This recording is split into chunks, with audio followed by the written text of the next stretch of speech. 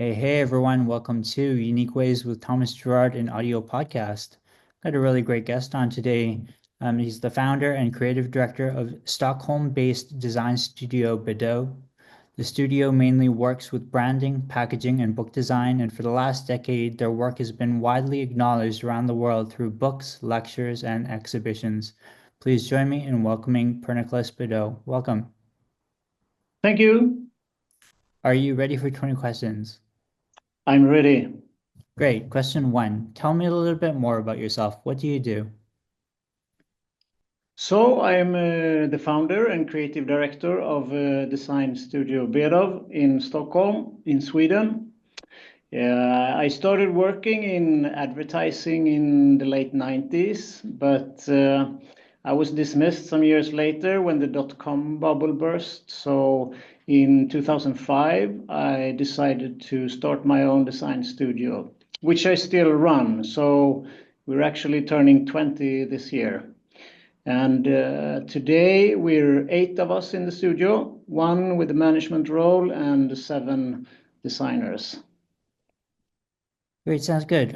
So question two, what's a key piece of knowledge that makes you different? I am a designer, but I'm also good at writing, usually short sentences. So in the studio, we always put words to what we do before we do it. And I think that's a great design process to craft a sentence and let that one guide you instead of using mood boards or inspiration boards, which can make you disillusioned or you risk repeating of what someone else just did. Or even being intuitive, which is not always a good tool to base decisions on. Great. And just a note for the audience, if you guys are interested in an early 2025 episode, please check out the episode with industrial designer Karim Rashid. That was a great one. So question three, why this of all things? Why do you do what you do? It's a pure coincidence. When I was 19 and I had just finished high school, I had no job. And by chance, I got the opportunity to start working at Nintendo in Sweden as what they call a game consultant. So I had to answer questions from kids who called to ask how to defeat the big frog on the fifth level. And I wasn't particularly good at gaming or anything. We just used some software where we could find answers to all the questions. But one day the manager asked me if I could update the Nintendo website. And I think it was around 1996, and the internet was new to the public, and I didn't really know anything about design. But I said yes, and they paid for a 2-day course in Photoshop and HTML. And from that day, I became interested in design. It was something that fitted me to do. And a couple of years later, I quit the job and I moved from Gothenburg, where I live, to Stockholm, where I am today, to find a full-time job in design. Nice, sounds great. So question four, some people struggle with. The question is, what does your future look like? Yeah, I really don't know. I have never planned or set goals or anything with the job that I do. My motivation to is to do good work for friendly clients. So as long as the friendly clients keeps coming, I will go to work and do my best for them. Nice. And five we say is unique to this show. The question is, let's talk about location. How does the notion of place play into what you do? Yeah, I don't think place is very important. We have our office space in Stockholm, which I love, but our clients are from all over the world, and many of them we've never met. I also think branding is global nowadays. You can't really tell if a brand identity or packaging design comes from Mumbai or from Paris, which is on one hand a bit sad, but on the other, it's also positive because it means that you could collaborate with people from around the world. Nice. And six, if you had to start from the beginning, what advice would you give your former younger self? I would have said that I should be patient. It's not that I haven't been patient, it's more that I've been a bit worried from time to time if I could live off of running a design studio. But now I've learned that if you keep doing what you're good at, you will become better and eventually you will become great. And great, well, it's always attractive. So if you just continue working, everything will be fine. Great. And seven, what's a day in your life like? A regular day, I get up at 7. I eat breakfast with my family, and then I bike to the office. I check my email. I have meetings and phone calls. Uh, I have lunch, usually with different people every day. I think that lunch is the highlight of the day. I start thinking about lunch already when I get to work. So, and finally, when it's happened at 11:30 or so, I'm excited. And then I work until 5 when I bike home for dinner. And the evenings are for sports. I either play tennis with my friends or I play football or tennis or sometimes table tennis with my kids. Or I watch football on the TV. I follow the team IFK Gothenburg on the TV. Nice. And lifelong learning is a popular topic. How do you stay up to date? How do I stay up to date? I read the news.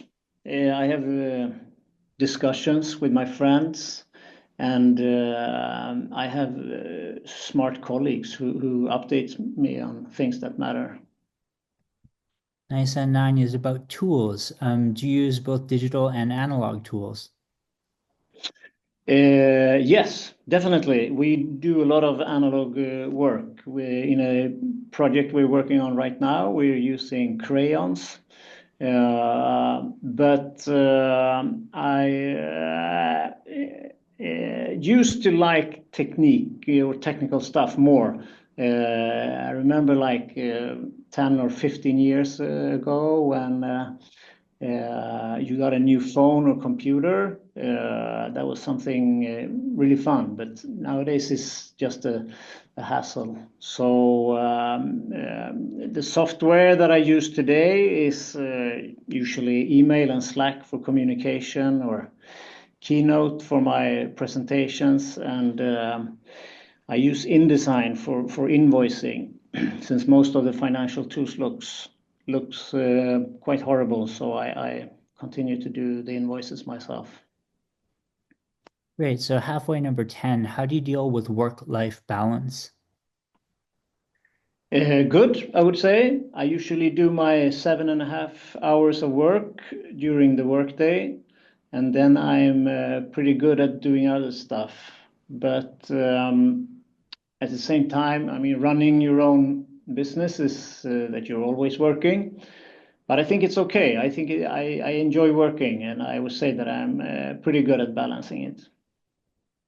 Great. And 11, if you weren't doing what you do now, what might you be doing? I would probably be a carpenter. Hmm. I've always wanted to be that. When I was young, I built hideouts in the woods, and I thought it was so much fun. And my favorite subject in school was woodworking. But my dad actually told me that carpentry was quite a tough profession for a little guy like me. So that never happened. But somehow I see it like that I'm working with some kind of carpentry now as a designer. Hmm. What would you not like to do with your career? I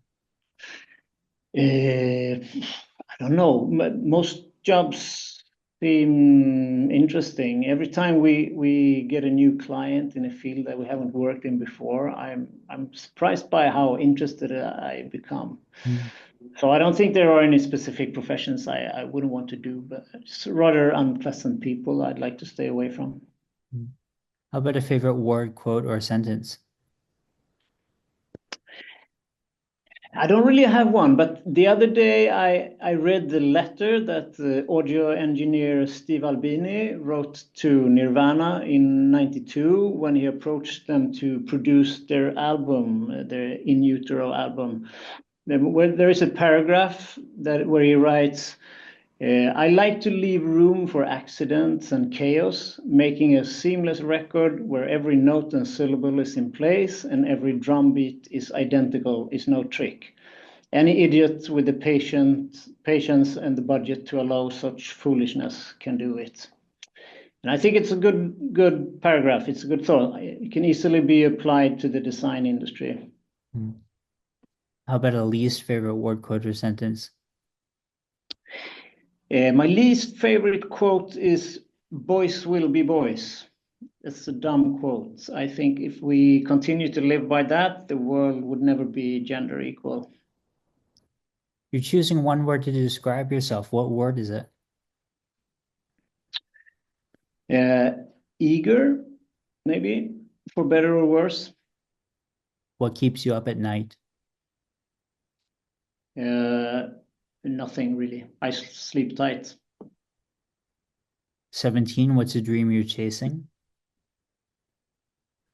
I think the key to happiness is trying to enjoy everyday life, the small things like a decent lunch with a friend or an inside out forehand that hits the line. I try to value those smaller things, so I'm not chasing any dreams.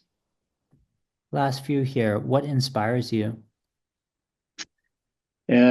Conformity. I find the conformity in our industry inspiring in that sense because I want to make the opposite. It makes me want to do the opposite, and it's not always possible, but the attempt itself of breaking the conformity is inspiring. 19, any advice you'd like to share? Yes, I think apologizing if you've done something wrong is good. People are usually happy to forgive you. And I also think that showing gratitude is good, even for the smaller things. Gratitude is contagious. So I think that's a positive thing. Great. And finally, number 20, how can our listeners keep tabs on you and what's our call to action?